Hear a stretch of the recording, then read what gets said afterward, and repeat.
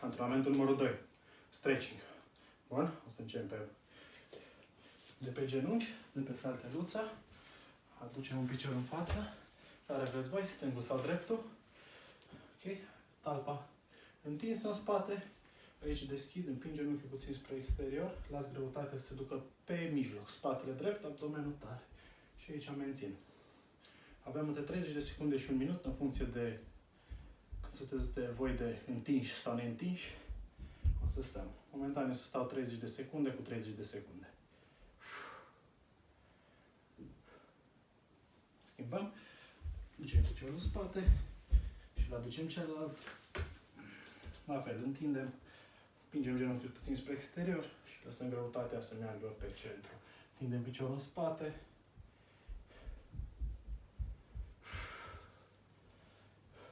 Și menținem aici.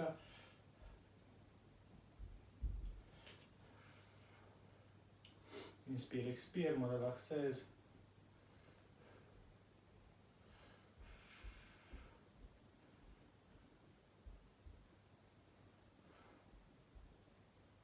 Ok. Venim pe genunchi, pe salteluță. Pe palme și pe genunchi, deschidem genunchii cât mai mult, picioarele în interior, întinse. De aici strângem abdomenul și împingem în spate.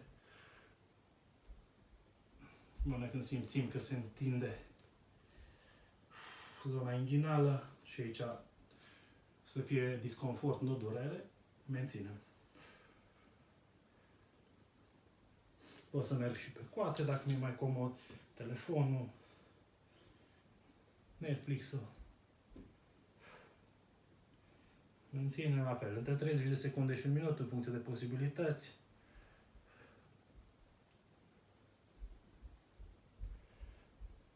Revin ușor.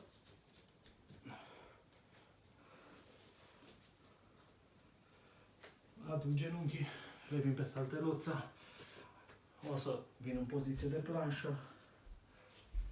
Din poziție de planșă pun piciorul în interior, da, vârful încolo, celălalt îl duc mult de tot în spate, nu mă colapsez pe fesier, rămân sus, pun pieptul pe cel din față și la fel, mențin. Pot să stau aici sau pot să vin sus, să întind puțin și pieptul și spatele sau să mențin o poziție doar pentru fesier. Las greutatea, o să simt o durere în zona asta.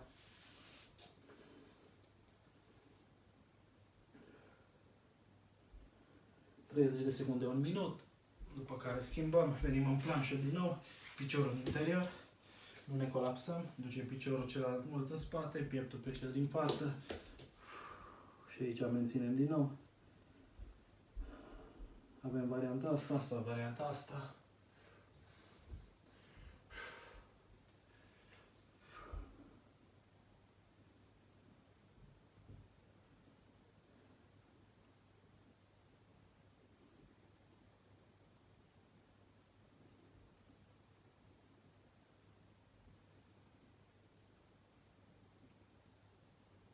Ok, revenim în șezut.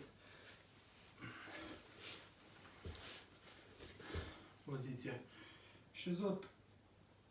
Prindem vârfurile, dacă nu ajungem la vârfuri putem să folosim o bandă elastică, un cordon de la halatul de baie sau ce avem pe acasă, o curea, care să prindem vârfurile, ușor întindem picioarele și ne întindem aici. Atenție să simțiți disconfort în zona lombară a spatelui și nu durere. Mențin 30 de secunde, un minut.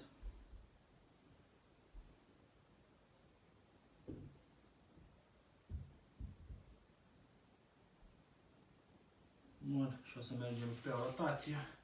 Venim cu genunchiul, piciorul lângă, după, vine brațul după, celălalt în spate și de aici, împingând cotul, o să mă rotez cu pieptul cât mai mult în lateral. Încerc să rămân cât mai vertical, să nu mă duc pe spate. Menținem spatele drept, piept afară. Și schimbăm. Celălalt picior. La fel, pun cotul, împing cât mai mult. Scot pieptul.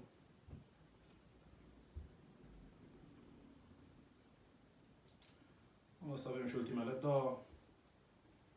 Stânga-dreapta, după care baby pose. Ok. Ne întindem pe spate.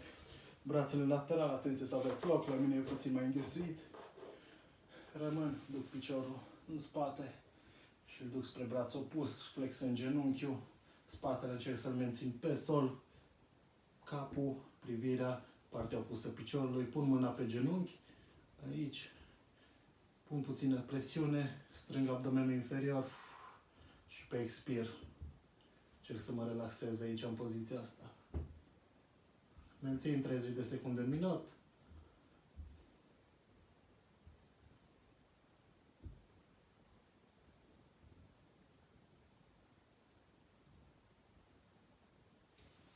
Aduc piciorul aici, înapoi, schimb partea, la fel. Piciorul sus, flexez puțin genunchiul, pun mâna pe genunchi, privirea partea opusă, strâng abdomenul inferior și expir. Spatele rămâne lipit de podea. Da? Chiar dacă sunteți mai sus, n-are nimic, încercați să forțați puțin voi, dar fără să apară dureri.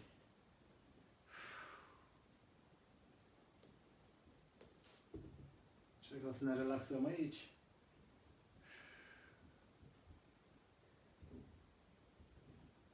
Bun. Și venim, ultimul exercițiu din antrenamentul ăsta. Aducem genunchii la piept, punem talpă în talpă, prindem exteriorul tălpilor, aici, după care o să deschid și o să mențin aici.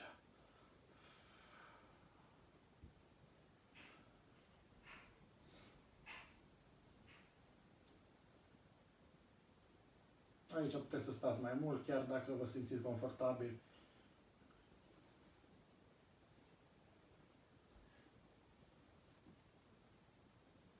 Dacă sunteți foarte flexibili sau prea flexibili, puteți să încercați să deschideți picioarele și să întindeți genunchii cât mai mult. Eu momentan aici lucrez, deci mai am puțin să ajung pe unii.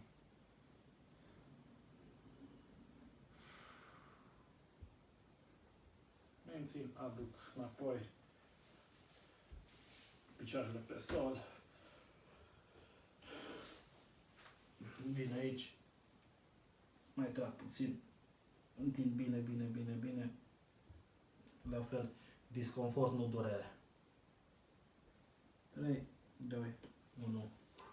Mulțumesc!